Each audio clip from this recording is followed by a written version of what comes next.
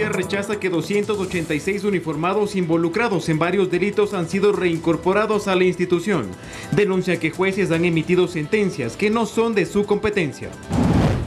Julio José Prado renuncia al Ministerio de Producción y Comercio Exterior tras permanecer 26 meses frente a esta cartera de Estado. En video fue captado cuando un hombre intentó ahogar a 2 perros en el sur de Quito. En lo internacional, Vladimir Putin admitió que financiaba al grupo de mercenarios Wagner, que el pasado fin de semana se rebeló contra el gobierno ruso. En los deportes, la sexta y última fecha de la fase de grupos de la Copa Libertadores y Sudamericana arrancó. Independiente del Valle es el único club que aseguró su pase a los octavos de final con una jornada de anticipación.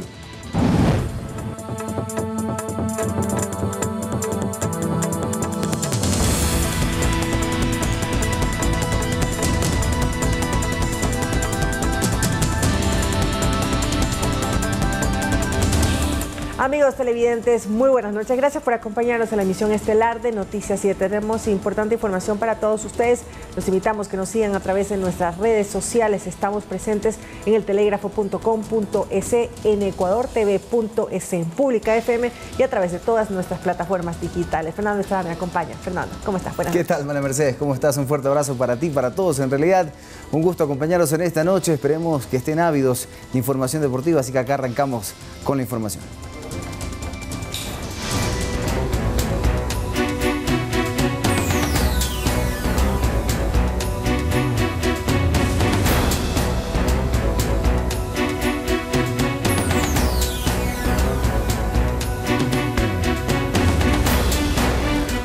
Del año, el número de muertes violentas aumentó en un 73% en el país, según cifras de la DINASED. A decir del general Freddy Zarzosa, los grupos delincuenciales replican dinámicas de países como México y Colombia. Una balacera en el cantón La Concordia, en la provincia de Santo Domingo, dejó 8 personas fallecidas este último fin de semana. De la misma manera, en Quito, 5 personas murieron violentamente. Casos como estos se replican a nivel nacional. Y es que según las cifras de la DINASED, las muertes violentas aumentaron en un 73%. Pues de enero a junio del año anterior se reportaban 1.988 casos y en lo que va del 2023 ya son 3.439 casos. Pero esto obedece a varias variables, al tema del tráfico de armas y obedece al tema del tráfico de drogas, una relación indirecta con el tema de la aprehensión de droga a nivel nacional. Según el general Freddy Zarzosa, las zonas costeras son las más afectadas. El Distrito Metropolitano de Guayaquil encabeza la lista de muertes violentas. Tenemos en este momento 1.226 eventos de muertes violentas. Estos 6 meses. Sí, esto representa el tema de una tasa de 37 muertes por cada 100.000 habitantes. Seguido de Manabí con 384 casos, Los Ríos, Guayas, El Oro. Y en sexto lugar está el Distrito Metropolitano de Quito, que pasó de 74 casos en 2022 a 137 casos en lo que va del año. Aquí en la capital tenemos el 60% de casos que es motivado por violencia criminal, esto es el empleo de armas de fuego, y el 40% que es la consecuencia de violencia interpersonal. El microtráfico y la disputa por el territorio es la tónica de las bandas criminales. Hemos realizado levantamientos de cadáver en donde se encuentran cuerpos desmembrados. Sí lo hemos encontrado. Hace unos 15 días fue encontrado un cuerpo de una persona de sexo masculino en un río.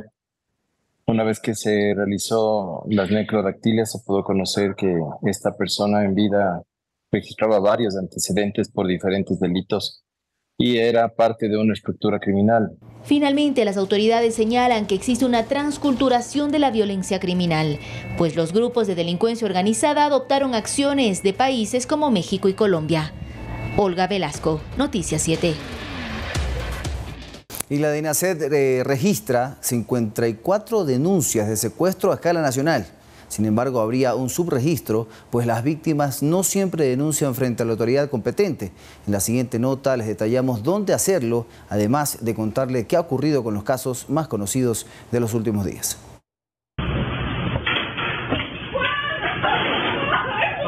Una escena de terror. Una pareja de esposos desconsolados y en medio de la impotencia son víctimas de secuestradores mientras quieren ingresar a su casa. ¿Recuerda la escena? ocurrió en Santo Domingo, en la cooperativa Ciudad Nueva. En menos de un minuto se llevan a la mujer y a casi 7 días del hecho, la policía dice que la señora aún sigue secuestrada. Este momento está bajo la investigación de UNACE, bajo la Dirección Técnica Jurídica. Efectivamente, sí. Pero tenemos una buena línea investigativa que en próximos días nos permitirá el tema de la resolución del caso. No es el único caso en que la unidad antisecuestros UNACE está trabajando. Siguen abiertas las investigaciones, por ejemplo, del secuestro de un empresario camaronero el pasado 26 de junio, que salía de una fábrica en Durán, en Guayas. Se investiga además el plagio del dueño de un restaurante italiano en Guayaquil, sobre quien aún tampoco se conoce su paradero. A decir del general Freddy Zarzosa, jefe de la DINASED, en lo que va del año se tiene el registro de 54 secuestros a escala nacional. De los cuales 53 están resueltos y uno está en investigación. ¿Y el año pasado, perdón? La mitad de 24 secuestros. Y lo que sí hemos tenido aquí es un incremento de los actos extorsivos. Ya habría una razón. La delincuencia organizada se encuentra fragmentando. ¿Y esto qué implica? Esto implica de que tenemos varias personas que cometen actos delincuenciales comunes y sobre todo que están asociados a delitos de oportunidad. Por eso es el incremento de los secuestros y por eso también es el incremento de las extorsiones. Sin embargo, la cifra podría tener un subregistro. Nosotros no tenemos el dato real por obvias razones. Primeramente por el tema de la intimidación de la que ha sido objeto la víctima. Claro. Y sobre todo también este tema de que no tenemos los ecuatorianos una cultura de denuncia. Zarzosa es enfático en decir dónde denunciar. A través de las denuncias anónimas del 1-800 delito, extorsión numeral 1, con la finalidad de que la persona que sea afectada denuncie de manera anónima y sobre todo con la compartimentación del caso y con la seguridad de que se va a preservar la reserva de la información y la integridad y seguridad de la persona. Andrea Orbe, Noticias 7. Atención, desde el 2020 un total de 286 policías han sido reintegrados a esta institución por decisiones judiciales, pese a ser desvinculados por diversos delitos. La cúpula policial expresó su inconformidad y cuestionó que se realicen acciones que no les corresponden.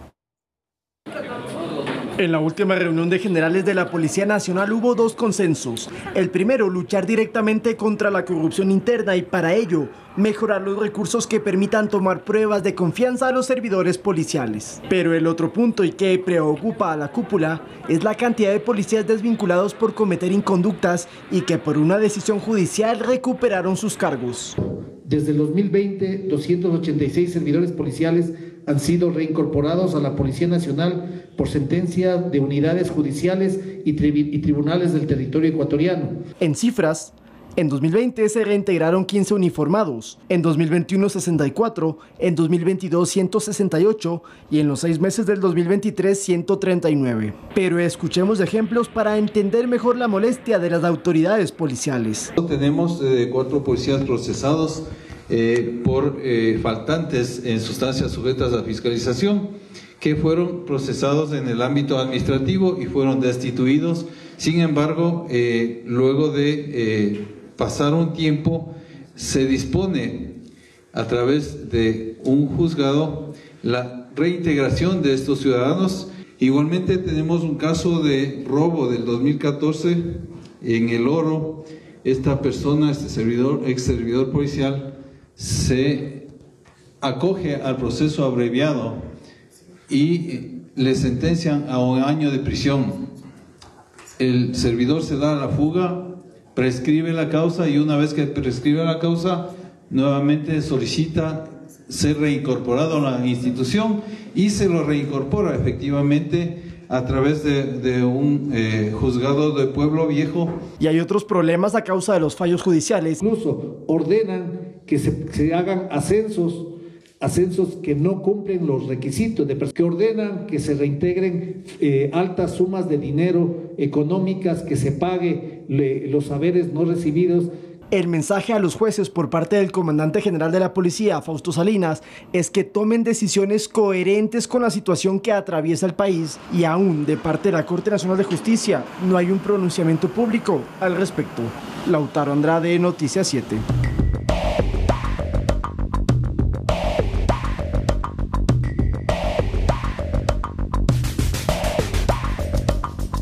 El Comité de Debates Electorales presentará esta semana ante el CNE su avance en el trabajo, en el que incluirá la propuesta de ejes temáticos que fueron definidos con la ayuda de la ciudadanía. A través de una encuesta, el Comité Nacional de Debate preguntó a estudiantes universitarios, profesionales, periodistas y académicos y demás ciudadanos qué temas consideran debería ser parte del próximo debate electoral. Que fue compartida a través de los chats de WhatsApp, a través de mails.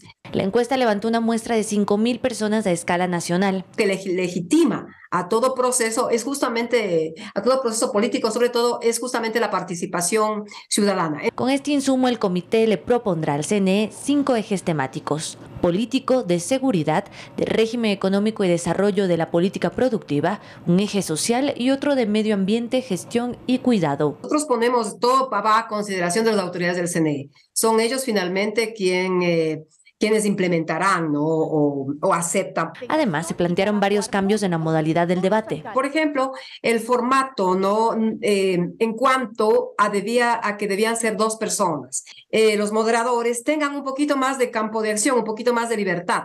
Pueda haber una repregunta, o puede hacer también interrumpir en caso de que el candidato no esté contestando las preguntas. Por su parte, un equipo técnico del CNE también plantea hacer modificaciones al reglamento de debates electorales, en el que, por ejemplo, plantea incorporar un sorteo público durante la transmisión en vivo para conocer el orden de participación, réplica contra réplica o pregunta complementaria. Esta iniciativa será presentada al Pleno del CNE en los próximos días. De acuerdo al cronograma electoral, el debate de los presidenciables será el domingo 13 de agosto. Carolina Basante, Noticias 7. Les recordamos, amigos, que el próximo 20 de agosto los ecuatorianos volveremos a las urnas para elegir presidente, vicepresidente, asambleístas y responder la consulta popular del Yasuní. El Telégrafo realizó una guía completa para que usted conozca las papeletas, a los candidatos y principalmente sepa cómo votar. Los invitamos a revisar esta información en www.eltelegrafo.com.es.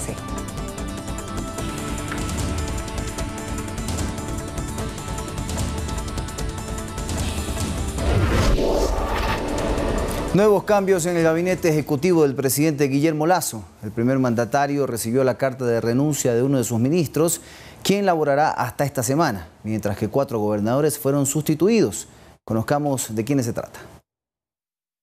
Julio José Prado fue el ministro a cargo de atraer inversión mediante los eventos del Ecuador Open for Business y la reducción arancelaria de productos a través de los acuerdos comerciales con China, Corea del Sur o Costa Rica. La industria se beneficia porque insumos, materias primas y bienes de capital que vienen de China, ahora con aranceles, algunos de ellos muy altos, van a bajar de arancel al 0% de forma inmediata. Sin embargo, a poco menos de 5 meses de que finalice el gobierno, Prado anunció que se retira del gabinete ejecutivo y en su cuenta de Twitter señaló: concluiré mi gestión como ministro el lunes 3 de julio. Esa transición ha sido acordada con el presidente, a quien presentaré mi renuncia el lunes. La razón de mi salida es 100% de índole familiar. En esta, su última semana, tiene previsto cumplir agenda en Quito, Guayaquil y Galápagos, mientras que una de sus más recientes actividades fue reunirse con miembros del sector productivo para delinear el plan de acción ante el fenómeno del Niño. El aún funcionario de Estado también estuvo a cargo del proyecto de ley de inversiones para la creación de zonas francas no aprobada por la Corte Constitucional, así como otros proyectos que están en elaboración y que su sucesor debería continuar. La nueva ley relacionada con la paliación de los fenómenos del fenómeno del Niño, que será dentro de poco trabajada y podrá ser enviada a la Corte Constitucional. Pero su salida no es la única en el Ejecutivo, pues este martes el presidente expidió decretos para cambiar a los gobernadores de 4 provincias. Estos son Paula Roca Rivadeneira en Bolívar en lugar de Regulo Verde Soto, Patricio García Poveda en Orellana en lugar de Johnny Bustamante, Carmen del Rocío Mazabanda en Napo en lugar de Alirio Grefa y Eduardo Punín Bermeo como gobernador de Loja en reemplazo de Freddy Bravo. El resto de autoridades principales del gobierno se mantiene. Lautaro Andrade, Noticias 7. Ecuador anunció una mega obra que le permitirá tener una interconexión eléctrica con Perú. Este intercambio podrá ser de 500.000 voltios y su licitación se abrirá para febrero del próximo año. Desde hace algunos años, Ecuador ya tiene una relación de intercambio eléctrico con Colombia y busca hacer lo mismo con Perú. En ese marco se anunció una interconexión de estaciones eléctricas para llevar energía a la frontera con el vecino país.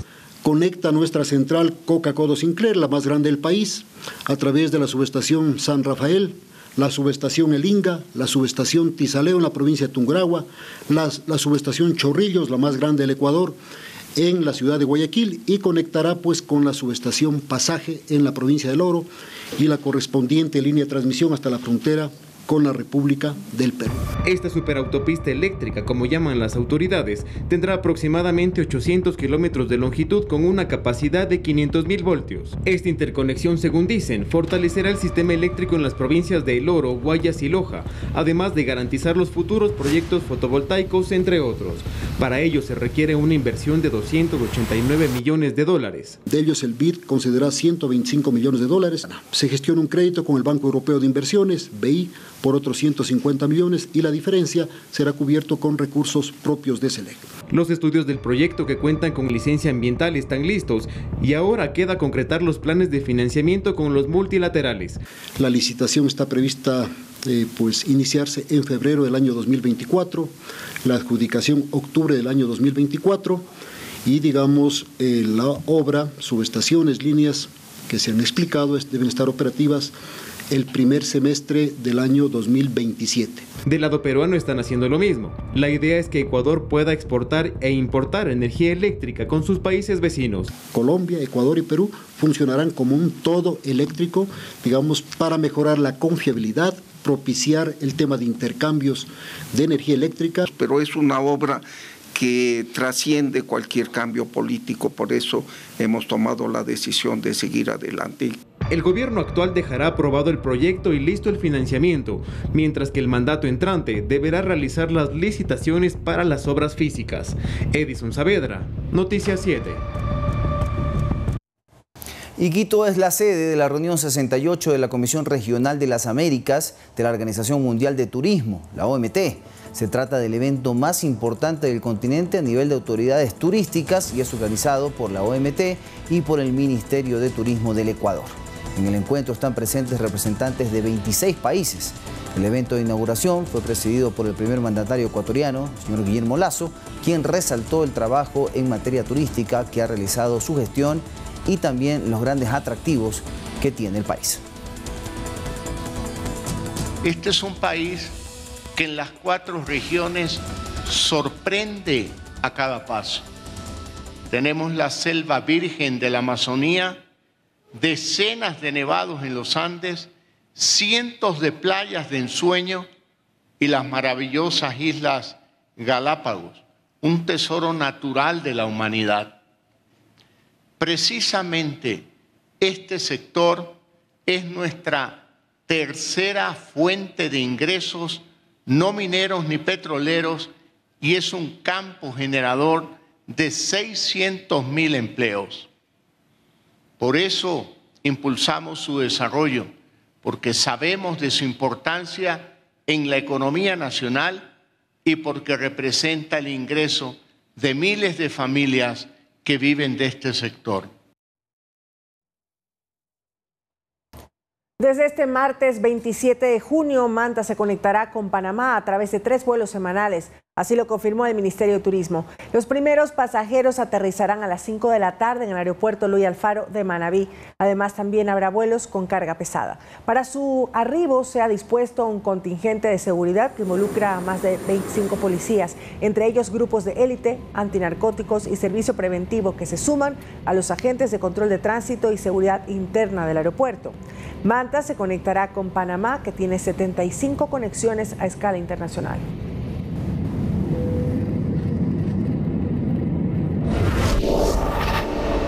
La renovación de los contratos con las empresas de telefonía Claro y Movistar aún está pendiente. El proceso de negociación se encuentra suspendido, aunque por parte del Estado aseguran que hay un importante avance y se concretaría en las próximas semanas. Los contratos con Claro y Movistar se renuevan cada 15 años. La última vez que se firmó un acuerdo con ambas telefónicas fue en 2008, aunque la negociación empezó en 2006 con el gobierno de Alfredo Palacios. En esa ocasión, Juan Carlos Solines estuvo a la cabeza del equipo negociador. Nosotros entregamos al nuevo gobierno recién electo de Rafael Correa las actas completas de más de 60 sesiones de renegociación, pero Claro se le entregó un año antes de concluir, más de un año antes. En ese momento se acordó que ambas telefónicas pagaran 308 millones por derecho de concesión y 330 millones por la ampliación del servicio del espectro al 4G, además de pagar un adicional de 3.93% de su facturación anual. Estos contratos terminan en agosto con Claro y en noviembre con Movistar. El momento en que se venzan los contratos tenían que pagar, no tenían ya autorización ni derecho a seguir utilizando ni el espectro ni explotar el servicio.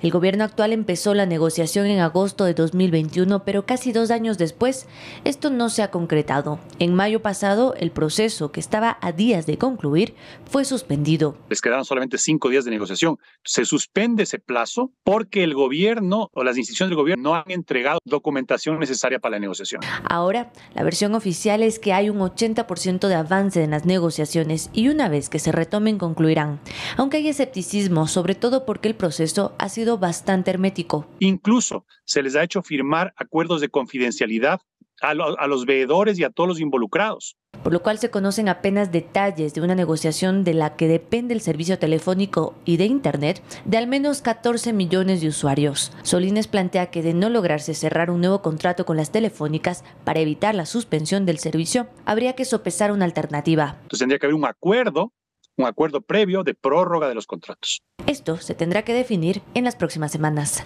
Carolina Basante, Noticias 7. La Unidad de Bienestar Animal retiró a 2 perros que fueron maltratados por un hombre que intentó ahogarlos en una casa en el sur de Quito. Se emitirá un informe para que la Agencia Metropolitana de Control inicie las sanciones respectivas. Todo fue captado en video.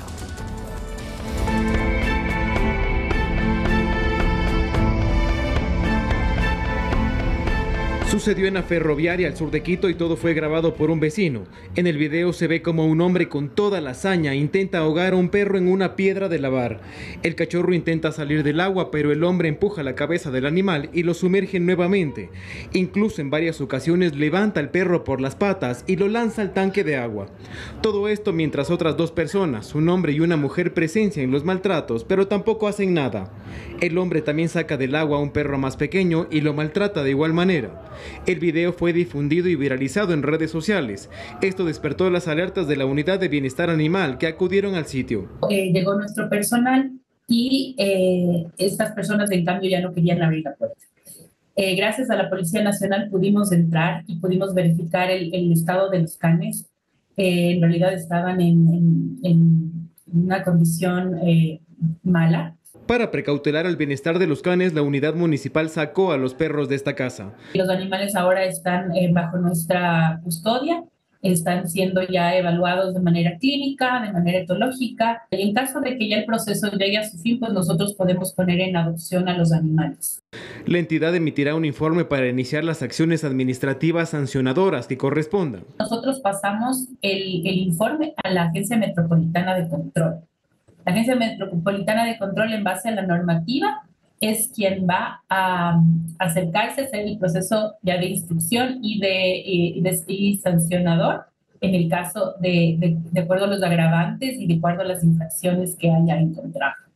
Lo que causa más indignación es que los agresores parecen disfrutarlo, pues se ríen mientras maltratan a los perros.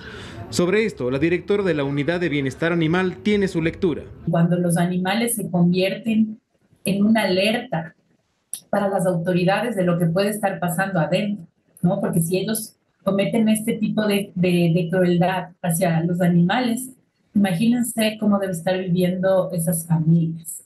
El maltrato de este cachorro no es el primero ni será el último. En enero de este año, un sujeto fue grabado en video cuando atacaba a su perro en Guamaní. En otro caso, una señora colgó a un perro de un árbol hasta la muerte. En ninguno de estos casos se han emitido sanciones de prisión. Sí debemos, como sociedad, hacer una revisión a la normativa, ¿no? Yo creo que endurecer las penas, las sanciones, es lo que uno debe procurar hacer. Edison Saavedra, Noticias 7. El Ministerio de Salud presentó su agenda digital para pasar de las historias clínicas en físico a las virtuales, que permiten tener acceso a la información de los pacientes desde cualquier casa de salud. El Ministerio de Salud Pública presentó la Agenda Digital de Salud que se implementará en el periodo 2023-2027. Esta herramienta permitirá interconectar la red de salud pública, el IES, el Ministerio de Salud y la red privada. Esto significa el desarrollo de aplicativos y la mejora de su capacidad de gestión. Vamos a implementar sistemas y subsistemas digitales. Por ejemplo, que la historia clínica de un paciente estará dentro de este sistema y podrá ser visualizada en cualquier casa de salud, permitiendo una mejor atención en el servicio médico. En total, por ejemplo, estamos dando alrededor de 5 especialidades con teleinterconsultas con las Islas Galápagos. Esto ya permite que muchos pacientes no tengan que viajar desde Galápagos, desde las islas, para consultas de especialidad. Este proceso de transformación se llevó a cabo junto a la OPS, que el Ecuador es el 6º país en la región en modernizarse. El vicepresidente Alfredo Borrero explicó que este sistema permitirá contabilizar y tener un inventario de cada área en hospitales y casas de salud. Sino toda la estructura que implica el manejo de un hospital, desde las bodegas hasta los pasillos, las habitaciones, los quirófanos, la emergencia. Actualmente se ha implementado la primera fase en el primer nivel de atención, con una inversión de 11 millones de dólares, y se estima que para el 2027 se inviertan cerca de 50 millones. Manuela Bedón, Noticias 7. El dragado en el río Guayas ya comenzó esta semana, tras varias décadas de espera, pero ¿qué significa este proceso y por qué es tan importante para el caudal? A continuación les explicamos el porqué. Del islote El Palmar ya se empezó a retirar todo el sedimento circundante que hacía innavegable a esa zona del río Guayas. Esto como parte de las labores del consorcio a cargo de llevar el material pétreo hacia la zona de El Tejar en Durán durante los próximos 2 años. El proceso básicamente consiste en quitar, sacar, extraer lo que está en el fondo del río, en la parte inferior. Esto puede ser arena, puede ser sedimento, puede ser piedra, puede ser lodo, pueden ser muchas cosas que estén ahí abajo. Entonces la idea de un dragado es limpiar el lecho del río. Y es que todo río con el paso de los años necesita que lo draguen, pero en el caso del Guayas es aún más esencial para el transporte de embarcaciones, a causa de su cercanía con el puerto de Guayaquil. El sedimento viene desde arriba, ¿no? Desde la cuenca alta. Entonces viene bajando y viene bajando. Lo que hemos hecho los seres humanos es depredar la vegetación que está alrededor, la vegetación que está al lado. Hemos cortado árboles, hemos talado árboles, entonces hemos hecho muchas cosas que cada vez que pasa el agua va llevando el sedimento con él. Sin embargo, expertos y autoridades aclaran que dragar el río Guayas es para hacerlo más navegable, pero esto no incide en evitar inundaciones en Guayaquil que podrían sufrirse por el invierno o por el inminente fenómeno del Niño. Inundaciones se van a dar, quiera o no. Ahora, por supuesto, si usted tiene un río dragado y el nivel de las zonas bajas no coincide con el nivel de la alta marea, obviamente le va a ayudar, pero normalmente Guayaquil tiene, si estamos hablando de Guayaquil, Guayaquil tiene zonas bajas inundables. Los más de 600.000 metros cúbicos de sedimento serán depositados en el Tejar y analizados para conocer su utilidad. Al parecer lo que estamos sacando es una arena que parecería ser que sería de buenas condiciones. Para el hidrólogo del INAMI, Wilmer Guachamín, con la obra el canal será más grande y esto también recuperar la salud del ecosistema y mejorar la calidad del agua, ¿no? Todo el material dragado se distribuye por estas tuberías hasta el Tejar, a 6 kilómetros del islote El Palmar, que por su tamaño alcanzado en los últimos años sería muy costoso de reducir. Lautaro Andrade, Noticias 7. La alcaldía de Balao informó que atendió el pedido de la unidad educativa Rosa Amado Espinosa en la provincia del Guayas para fumigar a miles de grillos que invadieron el plantel la tarde de ayer. Por tal motivo, 741 estudiantes fueron evacuados y no pudieron recibir clases. El video fue grabado por un padre de familia y difundido en redes sociales. En la denuncia también aseguraron que el olor era muy incómodo. La invasión se da por la temporada de lluvias propias de esta época del año.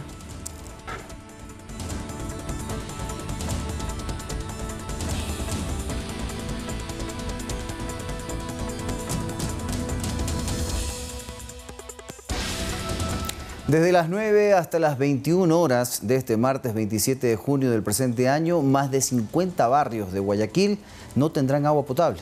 La empresa Interagua informó que se realizará un trabajo de instalación de válvulas de presión que tienen como objetivo beneficiar a 20.000 habitantes, 7 lagos, Los Vergeles, Río Guayas, Guasmo Sur, Guasmo Norte, son algunos de los 54 barrios que no tendrán agua. Las autoridades pidieron abastecerse de líquido vital necesario para este día y evitar el desperdicio que se genere. Recuerde que en Quito también hay cortes de agua durante junio, especialmente en el sur, debido a trabajos que se realizan en la planta El Troje. Estos son de 8 a 16 horas.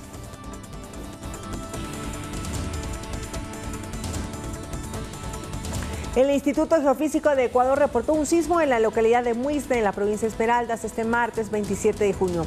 La magnitud fue de 5,5 grados y se registró a una profundidad de 11 kilómetros, lo que hizo que se sienta con mayor intensidad. En redes sociales, usuarios reportaron que el sismo se sintió en otras localidades como Santo Domingo, El Carmen, Atacames, mitad del mundo en Quito.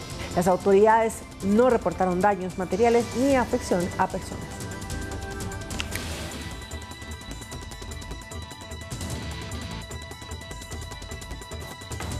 La Corporación Financiera Nacional subastará bienes con los que prevé recuperar al menos 7.8 millones de dólares. Veamos a continuación.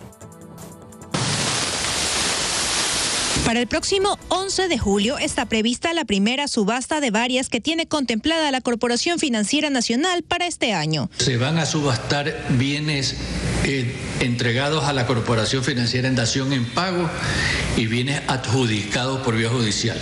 Hay 255 ítems, que son estos 11 bienes, contando los palcos del Estadio Capwell, que hay 233 palcos. Además de los palcos, en el catálogo constan terrenos frente al mar en Playas, un proyecto urbanístico en Novol y oficinas y locales comerciales en Quito. Estamos vendiendo todos estos bienes que son bienes improductivos, que más lo que generan es gastos de mantenimiento, de guardianía, de impuestos, para hacer bienes productivos. El plazo para el pago de los inmuebles es entre 10 y 15 años, mientras que los palcos podrán pagarse al contado en efectivo o con tarjeta de crédito. Para que las personas puedan participar en la subasta, tienen que acceder a la www.cfn.fin.es, que es la página web. Ahí están todos los datos, están todos los formularios y está todo el proceso que deben realizar. Y más adelante, la CFN también subastará otras propiedades y vehículos. Por más de 5 años, los moradores de Solanda, al sur de Quito, están a la espera de una respuesta de autoridades respecto a las fisuras y daños en sus domicilios. Esto atribuido a la construcción del metro de Quito. Esta es la condición de la vivienda de Víctor Hugo. Señala que hace 5 años en su casa aparecieron enormes fisuras que con el pasar del tiempo se volvían cada vez más grandes. Solo que sí van a venir a visitarnos para otra vez hacer otra inspección. Solo con eso nos tienen. Sé que han hecho unos pocos que ponen unas tablas, unos tablones con tornillos para que no se sigan abriendo las fisuras, nada más. Pero no es el único caso. Al igual que la casa de Víctor Hugo, hay alrededor de 400 afectados que experimentan el mismo inconveniente. Algunas familias no les tocó otra opción que abandonar su patrimonio. Activen la póliza de daños contra terceros al cual tenemos derecho. No es plata del municipio, es plata de la aseguradora, porque para hacer la obra del metro tienen garantías. Eso es lo que estamos pidiendo. Acotan que en más de una ocasión llegaron las diferentes administraciones municipales para socializar posibles soluciones y estudios de suelo. El 23 de enero de este año recién se firmó ese estudio por más de $1 millón, señores concejales. Deben fiscalizar. Comparten estar cansados de los ofrecimientos que hasta la fecha no hay nada en concreto. El nuevo alcalde dijo que 15 días que se posicionaba como nuevo alcalde nos iba a solucionar. Él cogió un oficio, hasta ahora no nos recibe. El 4 de enero de este año, en la administración de Santiago Guardera se hablaba de una solución en 6 meses. A través de los cuales irán definiendo los resultados preliminares. En 6 meses ya terminaría esta administración. ¿Qué va a pasar ahí? Este es un estudio que ya una vez firmado tienen que cumplirse plazos contractuales. Sobre el tema se buscó la entrevista con la administración del Metro de Quito, pero no se obtuvo respuesta.